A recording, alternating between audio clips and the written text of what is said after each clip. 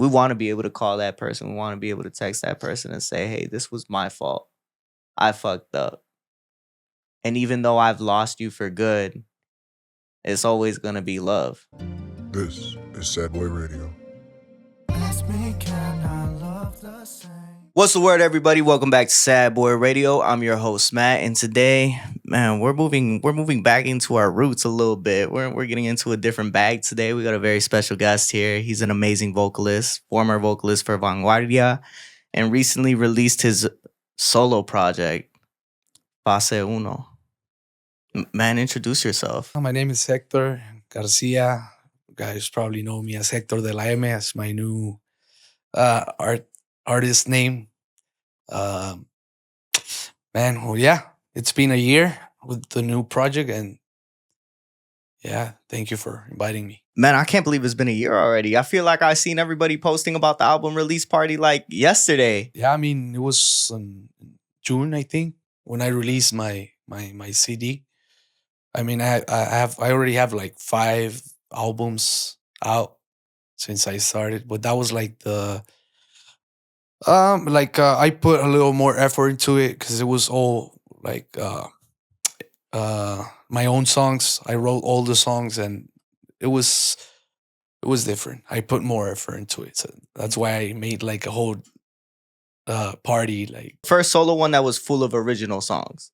yeah, it was all original songs, and it was completely in the studio because the previous one were like live. Some of them in the studio, but live. I put a lot of effort, time, and money into it. Man.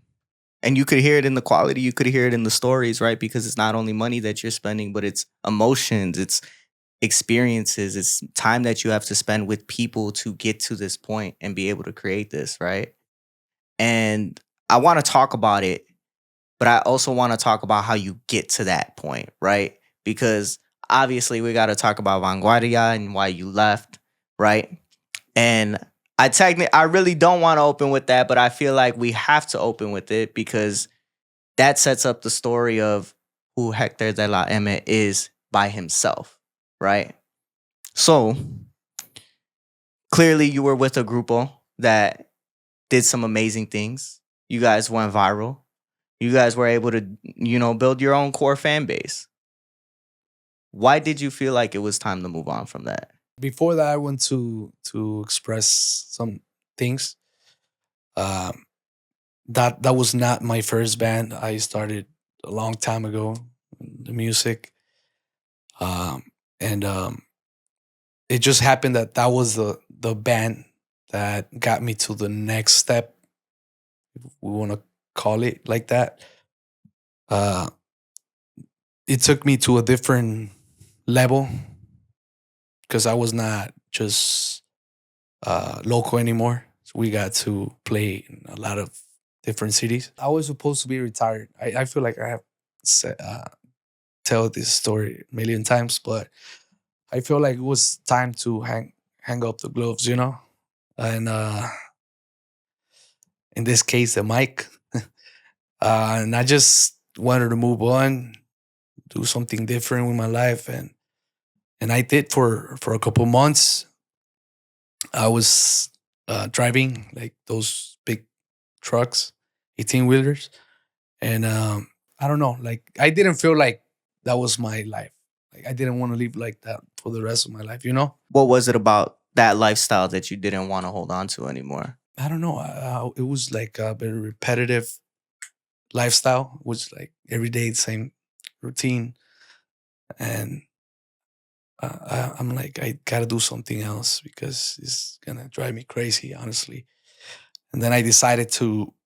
I had some songs already, my own songs, almost finished, and I'm like, I'm gonna drop these songs and let's see how it goes, And then everything came out good, and people started liking it, and I'm like, well, I gotta give it a try. But at that moment, I didn't have a band or anything. It was just me. And then I started seeing like the impact. I'm like, yeah, I gotta start playing like with an actual band, and then I started calling these guys that played with me. Saludos para los plebes, para Julián, para Brian, para Tony, para Chucho. And that's how everything started. That's how you get to hear. But you were always musically gifted. You know when you're good at something, right? And I felt like since I was a little kid that I had a good voice. Like I was not average, you know. Feel like I could sing. And then how I started in the music industry was my last year of high school. I took piano classes, and one of the guys told me he saw that I was good playing piano. He's like, "Oh, I want to invite you to my practice, to my band's practice." And I said yes. Ended up going, and he asked me, "Hey, do you sing?" No, well, not really, but I'll sing a song. Yeah, and I sang, I think like two, three songs, and they're like at the end of the practice, they were like, "Hey, why don't you just join the band?" And I was young. I was probably like 17, like yeah, like senior year high school. And I said yes, and I joined the band. We never played like at any event or anything. We just practiced basically. But that's how I got my feet wet. So that was the first group you were referencing, or there's been more? Yeah, it was like I said, I was like 17, 18, probably. I don't remember. But yeah, that's how I started to do this like more professional. So if that was the first one, how did you end up in Vanguardia? That was the first one. Then I moved to California. Uh, I lived there for a year, and we had a band with my cousins. Uh, and then I was there for a year, and then I came back and joined a band. I mean, we made the band. It was the Vanguardia's drummer Raul. We started Insigne. That was the first band, and we were pretty popular. To be honest, it was uh, like the best. I could. I'm not gonna say like musically the best band in Chicago, but overall, like we were very popular, and we started like also like recording our original songs and everything. So that gave us like a different look. And then that chapter concluded, and we started another band with it was supposed to be Raul also, Vanguardia's drummer, Mm-hmm. but at the end he didn't want to join. Whatever, he had another opportunity, and he went over there, and we made Anarquia. It was another band that I made with some of the friends. We were popular too. We did good. We were active for like 2 years, and then we broke up. No, then we got a meeting with Raul and the initial members of Vanguardia, Edgar, Eliud, and everybody else. And then we were like, "Hey, we gotta do a band, whatever." And we ended up doing Vanguardia. We changed some band members, and but everything was good. The last few months with Vanguardia is when Tony, the guy who plays accordion with me now, he got out, and then I was like, I don't want to start over again, because we went from Edgar, who's a badass accordion player, then we went to Marito, who's basically the best. Then we got Tony, he was good. And then I'm like, I don't want to do this all over again, so I'm like, I'll just do my own thing. Not my own thing, and like musically was, as I said, like I wanted a new life. I was gonna say, how do you maintain motivation with all these changes constantly happening, right? Because you go from one band to another band and it's all bands that you're forming. So at the end of the day, you're the main person, you're the main glue to this all putting it together. And you consistently see something fail, and it's like, well, fuck. how do I keep on going and hope that it one day becomes successful? I think it's just staying consistent, working hard. Yeah, I think the key is just being consistent, to be honest, because you don't know what song is gonna hit. Like you don't know if an original song is gonna hit, if a cover is gonna hit. So you just gotta be active and start like recording your music, covers, whatever. But start dropping in. You will see sooner or later if you're gonna be successful, right? So a question I have is like, why is it so popular for Mexican regional artists to make these covers? I think that in American music, it's not as widely accepted to be like releasing covers and to, pop off of them. You gotta take into consideration that at every few years there's a new wave of people like 18, 17 year old kids that are starting to follow this the the the Mexican music, you know? So they probably don't know a song that was released 20 years ago, but you know it, and you just make a cover, and that's how I feel. Because I I don't like doing covers that, let's say, if a song is popular right now, I don't like to do a cover of that song because if that song is hitting the way it is, like there's no way you can make it better, you know? So I just choose like older songs and then I just like recycling basically, you know? I got a question for you. What's Why up? Sad Boys? When I created this, man, I was going through a lot of different things in my life, right? So whether that been failure of relationships, figuring out a new path in life because, I graduated. So it's like, where do I go from here?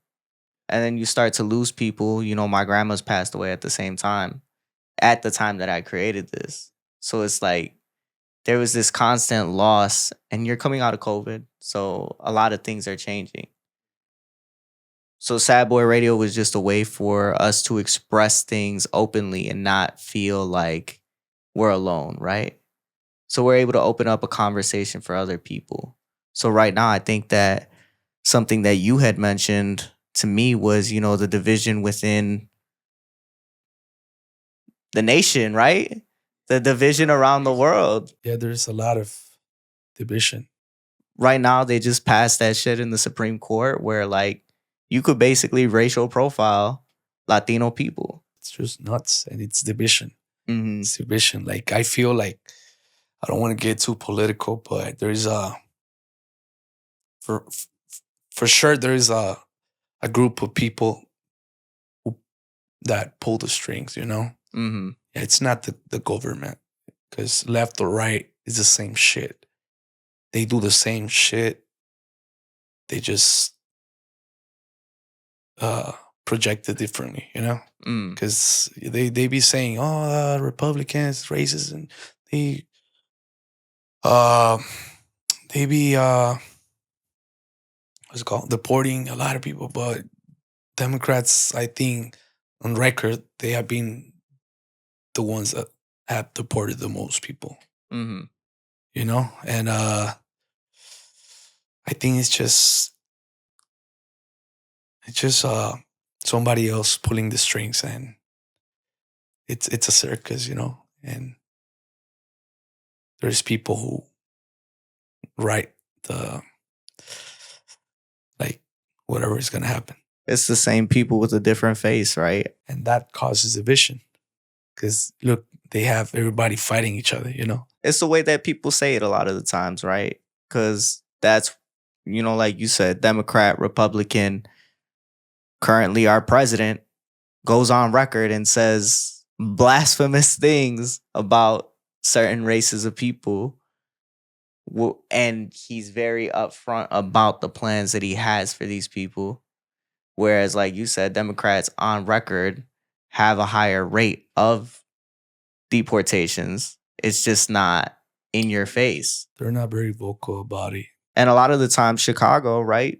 our city is being impacted because now you have all these events being canceled. You have Grito Fest, which got postponed. You had Miche Fest got postponed because now a lot of people are living in fear. We were supposed to play at a Micha Fest, and I heard that it was the reason was because the Mexico groups couldn't get their visas to come play over here. So they were like, we're not gonna be able to have like big artists. We're not gonna make it because we don't want to like uh like basically like walk backwards. They wanted to keep it the same or make it bigger. And I heard that was the reason why. Remember that a lot of people's visas were denied due to them playing corridos and narco culture music. I heard a lot of people tried to apply for visas saying that they played like religious music, como Natanael Cano. Mm-hmm. I think he said that he was a Christian artist, whatever. It was funny as well. They tried changing the narrative. He tried to apply for a visa saying that he was a Christian, A Christian artist instead Yeah. of what the actual music that he's making. Yeah. And still he got denied. But as you said, there's a lot of other events that have been canceled because of what's going on right now, And it's I feel that a lot of it's just fear, in people. Like all these TV channels, whatever, they're just like injecting fear in our community. And I mean, yeah, there's stuff going on for sure. There's no denying that. But I think we should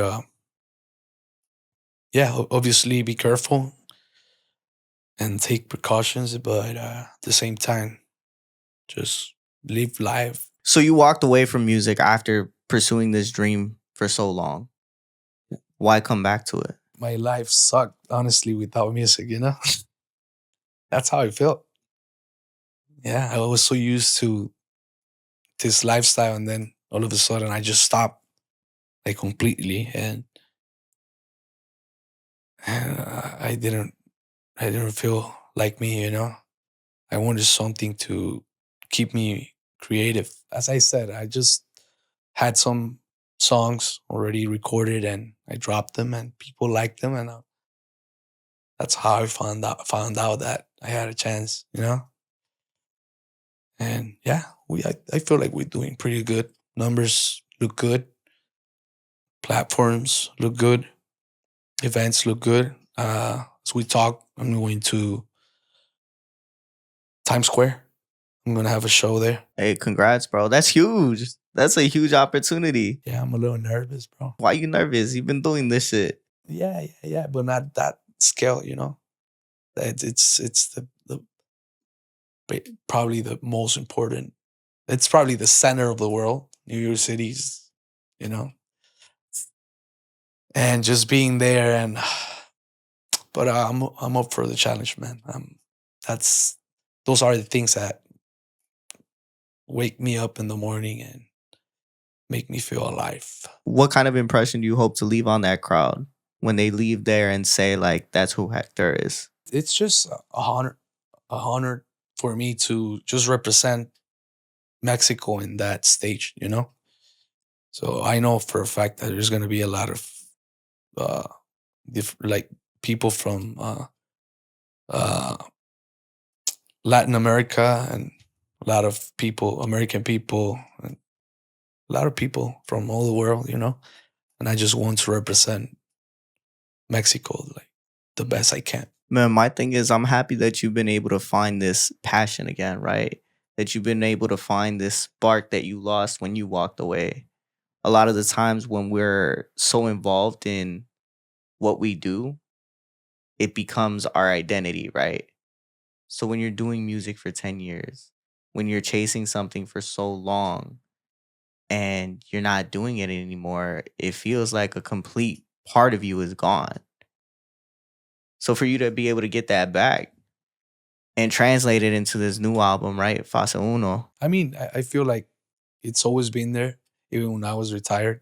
Probably I just like I could say like I forced myself to get out of this industry to have a different perspective of life. But you know, the love for music was always there. You don't feel like because you were chasing it for so long, you had burned out? No, it was most like like I wanted to have a little more like more time with the family. Like yeah, during the week the kids go to school and you're not able to see them much, and on the weekends like you can barely see them because you're out working all the time Mhm. in like in the music industry, you know. And I just wanted to be like a regular dad, you know. Just go to work Monday to Friday, Saturday, Sunday, just be with my family and be there for my kid. And but yeah, it was making me unhappy, you know. It was the family lifestyle that was missing. I learned how to enjoy family differently. Like I had to make time for everything, you know, Mhm. and try to have quality time with my loved ones. Accept that this is my lifestyle. It changes as you get older, the way that you think. I think when I was younger, I used to be really selfish with my time. I used to be really selfish about the things that I wanted to do, and what I wanted to do was going to happen no matter what. So whoever else it impacted, if I didn't spend time with my family, if I didn't spend time with the people that I cared about, it was like tomorrow's a new day. Maybe they'll get the chance. But what's important to me is this music. What's important to me is this industry because I want to create something that's bigger than me. And for anybody that can't see that, it was, oh well, they'll understand one day. Yeah, but at the same time, as I said, I learned how to be more careful with my time, and I learned how to spend my time, and I think that gives me peace, you know, because I used to feel like, oh fuck, like I'm not gonna be with my family this weekend, Hmm. and now I'm just like whenever I'm there with them, I try to have the best time of my life with them, the moment, and that's it. Tomorrow's a new day. Was there a specific moment that made you feel like I need to start cherishing these moments a little bit more? No, not really. Like it's always been there. Like, but since I got out of the music industry to have more time for my family, and then knowing that I was not happy, that I needed to stay creative and make music because that's what I love. Then I learned how to balance that, you know? I think that's a turning point. So then what was the significance behind the title Fase Uno? Us as humans, we're always evolving. And sometimes we feel like we don't make progress, but we do, for bad or for good, whatever. Maybe fase dos, it's going to be worse. Maybe it's going to be better, you know? But it's not going to be fase uno. So then for this project, what does it reflect about the part of your life that you're in now? Now I have all the experience that I gained like with the years in this industry, and I know how to do things better. So I'm more calculated with my approach towards music and my goals. And I think it's yeah, it's working out for me. I love the fact that it's all original music, right? Because that means it's all experiences that you've lived. No, there are some songs that people ask me, "Hey, can you do a song for me or for my cousin, whatever? He went through this," and I just make music. So how is it you put together? I just make music out of people's lives. Like Yeah. Could make a corrido for you. Man, I thought these were all like things that you had to go through, things Yeah. that you had to experience not to be able to necessarily. feel it for real. Maybe the love songs. The love songs, not the heartbreak The songs. heartbreak. Yeah. What I do want to talk about though, real quick before we wrap up, right? Um, man, I don't even know if you relate to these songs for real then. But like perdón, right? When you translate it to English, I translated it, right? You say, so foolish I was when I fell, temptation defeated me. And for a temporary pleasure, I've lost you, my love. And even though I was the one who messed up, don't let it consume me. All I have left to say is, I wish you the best. Yeah. Sometimes just make scenarios in my head and Oh, that was fake. That wasn't real. yeah, maybe part of it, yeah. Who hasn't gone through a heartbreak, you know? Mhm. Yeah. I think though you create these conversations that are often looked at as closure, right? You're saying these things that a lot of people never get to say. We want to be able to call that person. We want to be able to text that person and say, hey, this was my fault. I fucked up. And even though I've lost you for good, it's always going to be love. Yeah, bro. To have what's this word? Accountability. I think we're missing a lot of that in this world. It's even similar sentiments on Vete, right? Again, translated, even though I loved you for you, it was never enough. I was the villain of the story. But we both have to admit that we both failed without precedent. As I said, like it's nothing. It's not related to my personal life. It's just I make scenarios in my head and I just como miraba muchas novelas de niño. But well, I mean, I think that a lot of the times, again, that accountability is important. And I think that's what really shone through for your music. And that's why I wanted to sit down with you.